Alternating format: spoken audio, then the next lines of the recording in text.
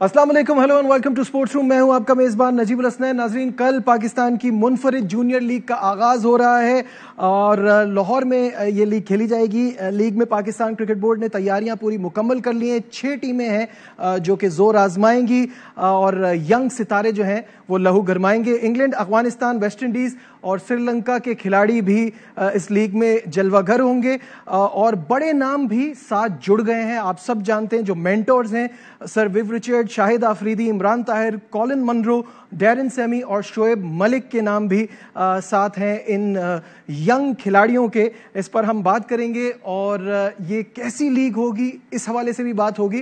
करने के लिए स्पोर्ट्स कॉरेस्पॉन्डेंट शाहिद हाशमी साहब हमारे साथ है। शाहिद साहब, ये बताइएगा कि बहुत ज़्यादा दिनों से ये बातें चल रही थी कि पाथवे क्रिकेट के थ्रू इम्प्रूवमेंट आएगी, इसमें एक बड़ा स्टेपिंग स्टोन है ये पाकिस्तान जूनियर लीग, क्या कहेंगे? जाहिर है कि रमीज राजा ने इसको इंट्रोड्यूस करवाया है और अभी से लॉन्च कर रहे हैं, तो बड़ा प्रोजेक्ट है। और इसमें जिस तरह प्लेयर उभरेंगे, हमारा एक जो सबसे बड़ा मसला होता है वो ये होता है कि हमारे जो यंगस्टर होते हैं वो डोमेस्टिक क्रिकेट में परफॉर्म करके जब इंटरनेशनल क्रिकेट में आते हैं तो वो गैप फिल नहीं कर पाते। हमारे डोमेस्टिक क्रिकेट का और इंटरनेशनल क्रिकेट में बड़ा गैप है स्टैंडर्ड में। तो यकीनन ये पीजीआईएल जो है ये उस गैप को कम करेगी। अच्छे यंगस्टर्स सामने आएंगे और जब वो बाहर के प्लेयरों के साथ मिलकर खेलेंगे तो यकीनन उनसे भी सीखेंगे और ये चीज हमारे फ्यूचर के लिए बहुत काम आएगी। तो ये बड़ा लॉन्ग टर्म प्रोजेक्ट है। स्कूल क्रिकेट के साथ पाथवे क्रिकेट और फिर ये रमीज राजा के अच्छे प्रोजेक्ट्स हैं, इससे जरूर पाकिस्तान क्रिकेट को फायदा होगा। अच्छा, ये बताइएगा कि जो बाहर के खिलाड़ी आ रहे हैं उससे कितना मोटिवेशन मिलेगी और आगे अंडर 19 वर्ल्ड कप वगैरह में न सिर्फ पाकिस्तानी खिलाड़ियों को बल्कि इन फॉरेन प्लेयर्स को भी बड़ा फायदा होगा? बिल्कुल होगा। इन प्लेयर्स को जो बाहर से आए, स्पेशली इंग्लैंड से, इंग्लैंड के बच्चे इतना एशियन कंडीशंस में नहीं खेल पाते और इंग्लैंड की टीमें अक्सर स्ट्रगल भी करती हैं जब वो पाकिस्तान, इंडिया, बांग्लादेश, श्रीलंका, इन एशियन कंट्रीज का टूर करते हैं। तो उनके लिए भी, उनकी बेस के लिए भी बड़ा अच्छा एक प्रोजेक्ट है कि जब वो यहाँ आएंगे, खेलेंगे, सीखेंगे और फिर जाके जब वो इंटरनेशनल क्रिकेट में आएंगे तो उनको यकीनन ये तजुर्बा काम आएगा।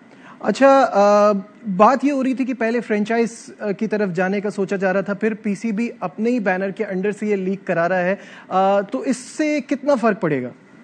देखिए, रमीज राजा ये कह रहे हैं कि सारा प्रोजेक्ट जितना भी है ये सब स्पॉन्सर्ड है और पीसीबी के इस पे ज्यादा पैसे खर्च नहीं हो रहे, तो उस लिहाज से तो अच्छी चीज है। और जिस तरह रमीज ने पिछले 1 साल में, 1.25 साल में जितनी कंपनीज को अप्रोच किया है, उनसे कॉन्ट्रैक्ट किए हैं, एंग्रो से कॉन्ट्रैक्ट हुआ, एक दूसरी कंपनियों से कॉन्ट्रैक्ट हुआ, बैंकल फला से हुआ, बीकन हाउस से हुआ, ये सारे जितने भी इदारे हैं इनको लेकर आना भी बहुत बड़ी कामयाबी है और इससे यकीनन पाकिस्तान क्रिकेट को फायदा होगा।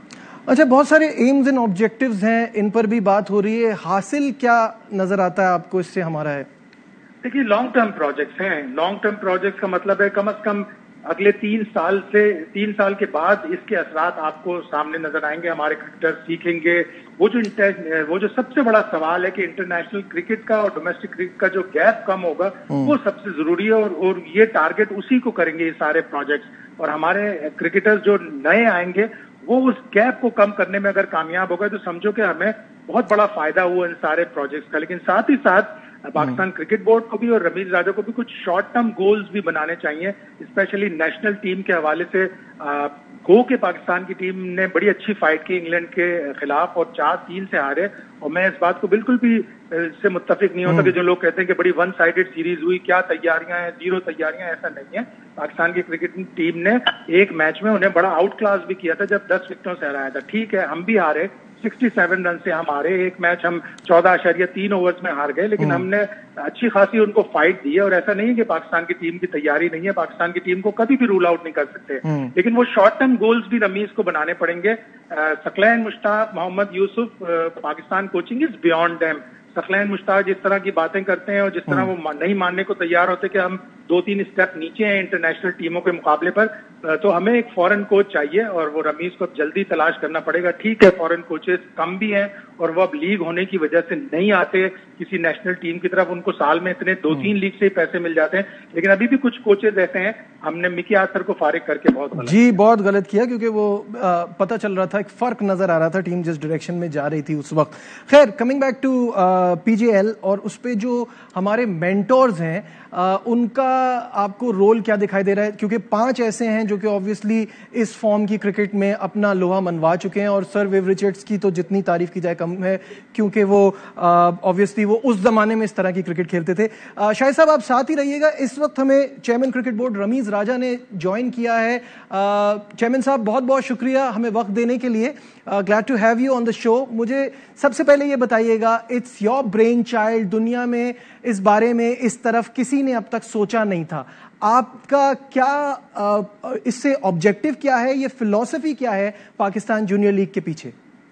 जी बहुत शुक्रिया। देखिए फिलॉसफी सिंपल है कि हम अपने जो नेक्स्ट जनरेशन है उसको एक ग्रेट एनवायरनमेंट दें कि जहां पे वो हमारी एक सप्लाई चेन का एक मजबूत हिस्सा बने और एक प्रोसेस के थ्रू हम सुपरस्टार्स क्रिएट करें।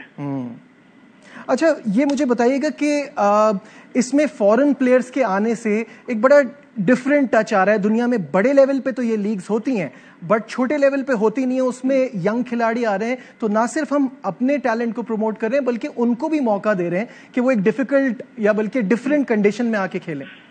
बिल्कुल, असल में ये है तो पाकिस्तान जूनियर लीग, बट दरअसल ये है वर्ल्ड जूनियर लीग, और आगे चल के शायद ये नाम हमें इस तरह ही इसको रेफर करना पड़ेगा, क्योंकि देखिए बच्चों की और किसी भी इलाके के और किसी भी कंट्री के बच्चों की ड्रीम्स होती हैं और हम उनकी ड्रीम को सच साबित करने में एक सहूलतकार बन रहे हैं। इससे ज्यादा कोई फुलफिलिंग काम कोई नहीं कर सकता है।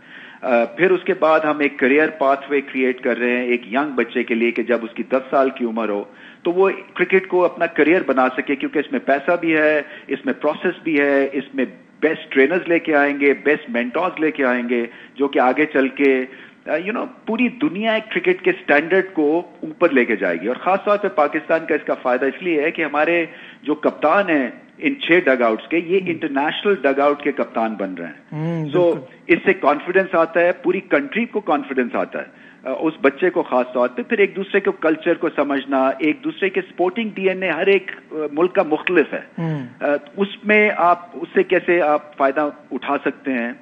तो इसके और ज्यादा देखें, बहुत ज्यादा चीजें जो हैं वो एट प्ले हैं। सो ये आप मत समझिए ये क्रिकेट का इवेंट है, ये कल्चरल इवेंट है, ये एक इंटरनेशनल इवेंट है, और इसकी बहुत ज्यादा पजीराई है। जब हमने क्रिकेट बोर्ड्स को लिखा तो उनका ओवरवेलमिंग रिस्पांस था, इसीलिए 150 फॉरेन बच्चों का इंटरेस्ट था इस लीग में।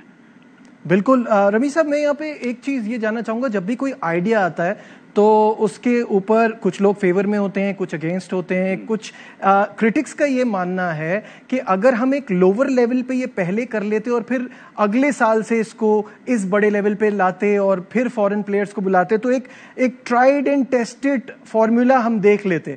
क्या आप इससे एग्री करते हैं या आप समझते हैं कि नहीं, ये इसकी जरूरत नहीं? ट्राइड एंड टेस्टेड है। देखिए ये ऑलमोस्ट एक तरह से फ्रेंचाइज क्रिकेट है और T20 लीग है, आप समझे जूनियर लेवल की। तो ये हम कोई व्हील को री इन्वेंट नहीं कर रहे हैं। सिर्फ इसलिए मैं समझता हूं कि इसको इन हाउस रखा है अभी हमने, क्योंकि ये बच्चों की बात थी और हमें भी कुछ समझना है, क्योंकि प्रोटोटाइप है ये एक प्रोजेक्ट कि किस तरह से आगे चल के हमने फिर फ्रेंचाइज वगैरह को इसमें इन्वॉल्व करना है, क्योंकि ऑप्शंस तो थे और अभी भी हैं। शायद आपको बड़ी अनाउंसमेंट ड्यूरिंग द टूर्नामेंट भी मिल जाए, बट पॉइंट सारा यही है कि इसमें हम जो है ये ट्राइड एंड टेस्टेड एक फॉर्मूला है, और जो नई बात ये है कि बच्चे जो हैं उनकी ड्रीम्स को हम जो है वो आगे लेके चल रहे हैं और उसको पूरा कर रहे हैं।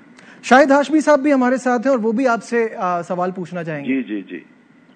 रमीज, हमारे बहुत से, सबसे पहले तो आपको बहुत मुबारक कि आप ये लॉन्च करने जा रहे हैं, इसमें आपका बड़ा कंट्रीब्यूशन है, अल्लाह करे कामयाबी भी हो और इसका फल भी मीठा हो।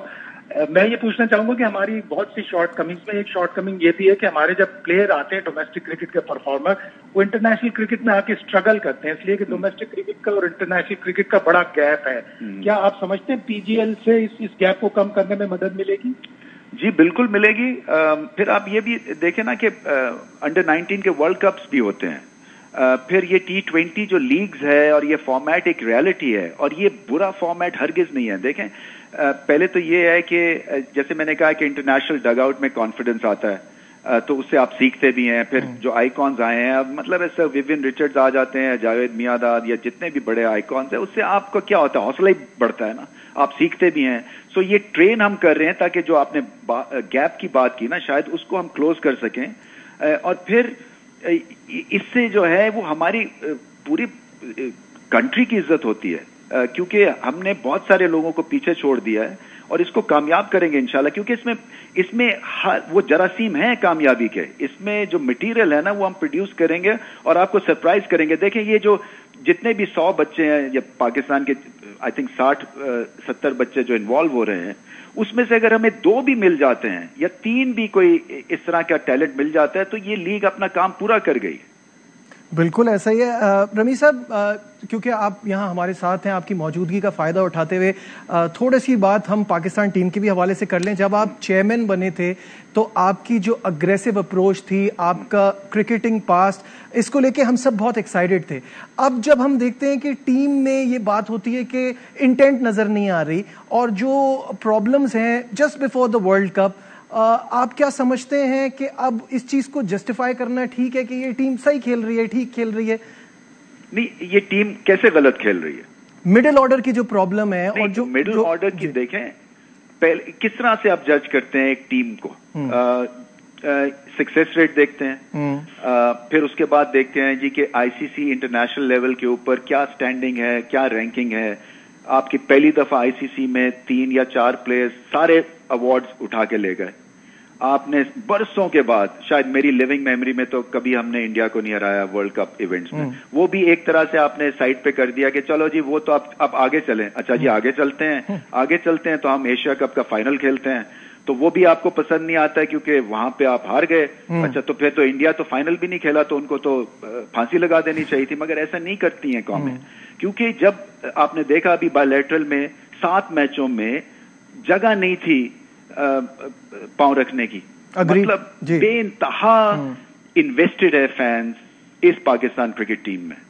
तो जब ये आपके पास बड़े बड़े आपके पास ये माइलस्टोन्स हैं और बड़े बड़े इंडिकेटर्स और रेफरेंस पॉइंट्स हैं, मुझे समझ नहीं आती है कि आप इन शोज में आप नेगेटिविटी को क्यों इतनी हवा देते हैं? नेगेटिविटी नहीं है, हम ये नेगेटिविटी है। हम सब देखिए मेरी बात सुने, ये नेगेटिविटी इसलिए है क्योंकि आप प्लस को नहीं देख रहे, आप हाफ एम्प्टी ग्लास देख रहे हैं ना। देखिए चेयरमैन साहब, हम प्लस को देख रहे हैं, बट जैसे आप चाहते हैं कि हर चीज में बेहतरी आए, लॉन्ग टर्म और शॉर्ट टर्म प्लानिंग की जो आप बात करते हैं, लॉन्ग टर्म पे तो बहुत अच्छा काम हो रहा है और इसका कल हम एक बड़ा स्टेप रखने जा रहे हैं जो कि पीजेएल है। लेकिन शॉर्ट टर्म के लिए just before the world cup जो हमारी बैटिंग है, और वो भी सिर्फ एक पार्ट, यार आप मुझे बता दें, अच्छा बता दें किसको लेके जाएं?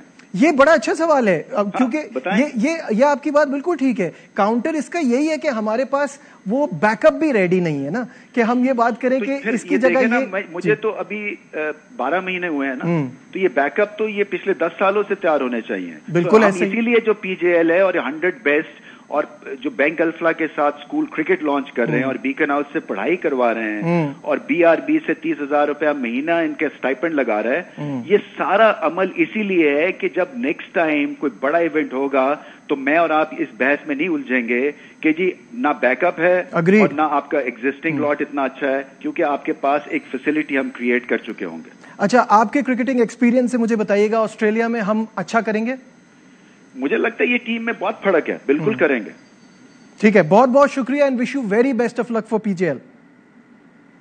Chairman cricket board Ramiz Raja हमारे साथ थे और पीजेएल के हवाले से बात कर रहे थे और साथ साथ पाकिस्तान टीम की वर्ल्ड कप की क्या एक्सपेक्टेशंस हैं उस हवाले से बात हो रही थी। यहाँ लेते हैं एक ब्रेक, कहीं मत जाइएगा, will be right back.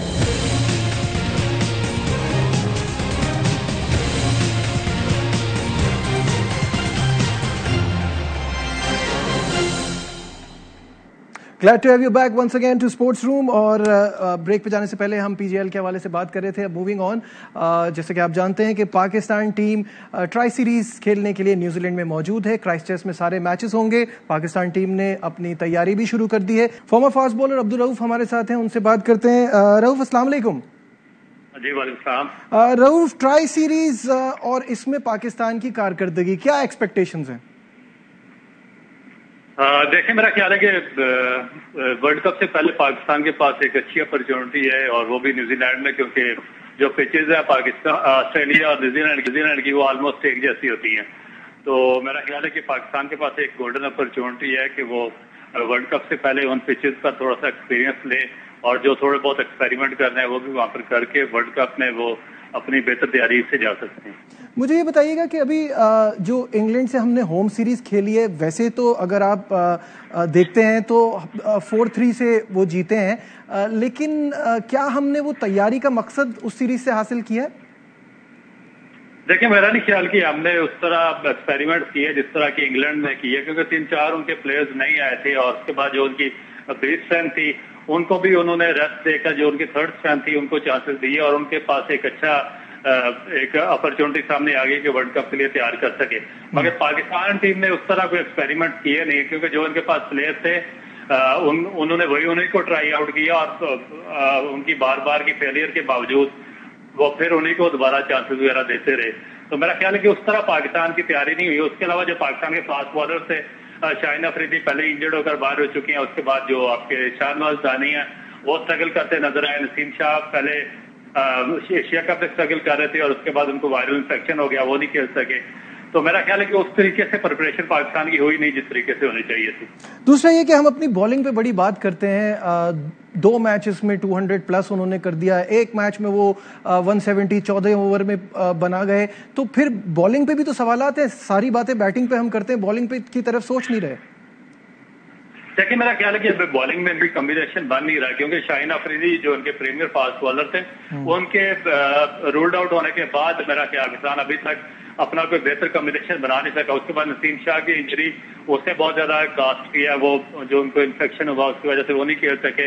Shahnawaz दानी का जिस तरह पाकिस्तान क्रिकेट बोर्ड ने बताया कि इनको इंटरकोस्टल इंजरी है, तो इंटरकोस्टल इंजरी 6-7 वीक तो ले जाती है, मगर उसको 2 अर्ली उन्होंने ट्राई कर दिया और उसका रिजल्ट सामने आया कि 3 मैचेस में वो 14 की एवरेज से उनको रन एक्सीड हुए हैं। जो मोहम्मद हुसैन है वो भी मोस्टली मैचेस में स्ट्रगल करते नजर आए, क्योंकि 1-2 ओवर्स के बाद उनकी बॉडी लैंग्वेज वैसी नहीं रहती जैसी कि एक फिट और इनफॉर्म बॉलर की होती है। तो मेरा ख्याल है ओवरऑल पाकिस्तान की जो फास्ट बॉलिंग है वो हारिस रऊफ पर रिलाई करती रही है, इसके अलावा बाकी बॉलर ने स्ट्रगल किया है। ठीक है, बहुत बहुत शुक्रिया। रऊफ साथ थे और हमें इस ट्राई सीरीज के हवाले से अपने ओपिनियन शेयर कर रहे थे। नाज़रीन, आज के प्रोग्राम में बस इतना ही। दीजिए अपने मेज़बान नजीबुल हसन को इजाज़त। अपना बहुत ख्याल रखिए। अल्लाह हाफ़िज़।